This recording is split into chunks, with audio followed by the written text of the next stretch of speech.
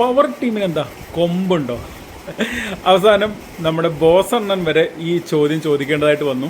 ഇപ്പോൾ ലൈവിൽ ടാസ്ക് തുടങ്ങിയിട്ടുണ്ട് കേട്ടോ. അപ്പോൾ ടാസ്ക് തുടങ്ങാൻ പോവുകയാണെന്നുള്ളത് ബിഗ് ബോസ് കുറേ നേരമായിട്ട് അനൗൺസ് ചെയ്യുന്നുണ്ട്. ഭക്ഷണം കഴിച്ചുകൊണ്ടിരിക്കുന്നതിനിടയ്ക്ക് ആദ്യം പറഞ്ഞു എല്ലാവരും ടാസ്കിന് വേണ്ടി തയ്യാറാവുക, എത്രയും പെട്ടെന്ന് ബസർ അടിക്കുന്നതാണെന്നുള്ളത്. അത് കഴിഞ്ഞ് 2 മിനിറ്റ് കഴിഞ്ഞ് വീണ്ടും പറഞ്ഞു ബസർ എപ്പോൾ വേണമെങ്കിലും അടിക്കാം, എല്ലാവരും ടാസ്കിനായി തയ്യാറാവുക. ഇന്നലത്തെ തുടർച്ചയായിട്ട് ടാസ്ക് ആയിരിക്കും എന്നുള്ളത്. അത് കഴിഞ്ഞ് കുറച്ച് കഴിഞ്ഞിട്ട് ബസർ അടിച്ചപ്പോഴും നമ്മുടെ പവർ ടീമിലുള്ള രശ്മിനും നോറയും പുറത്താണ്. അവർ പുറത്ത് നിന്ന് ഡ്രസ്സ് എടുക്കുക എന്തോ ചെയ്യാണ്, ഡ്രസ്സ് ധരിച്ചിട്ടില്ല. അപ്പോഴാണ് നമ്മുടെ ബോസ് അണ്ണൻ്റെ തഗ് ഡയലോഗ്, പവർ ടീമിനെന്താ കൊമ്പുണ്ടോ, പവർ ടീമിനെന്തോ കൊമ്പുണ്ടോ എന്നല്ല, ബസർ പവർ ടീമിനും ബാധകമാണ് എന്നുള്ള ആ ഒരു ഡയലോഗ് അടിച്ചത്. അവർ വേഗം ഓടി അകത്തേക്ക് വരുന്നുണ്ട് ഡ്രസ്സ് ചേഞ്ച് ചെയ്യാനായിട്ട്.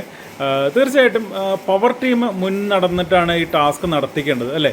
അവരാണ് ഹോട്ടലിൻ്റെ ഓണേഴ്സ്. അവരത് ആദ്യം ഡ്രസ്സ് ചേഞ്ച് ചെയ്ത് നിൽക്കണം, എന്നിട്ട് ബാക്കിയുള്ള സ്റ്റാഫിനെ കൊണ്ട് ചെയ്യിപ്പിക്കുകയാണ് വേണ്ടത്. ടാസ്ക് തുടങ്ങി കഴിയുമ്പോൾ അങ്ങനെയല്ല വേണ്ടത്.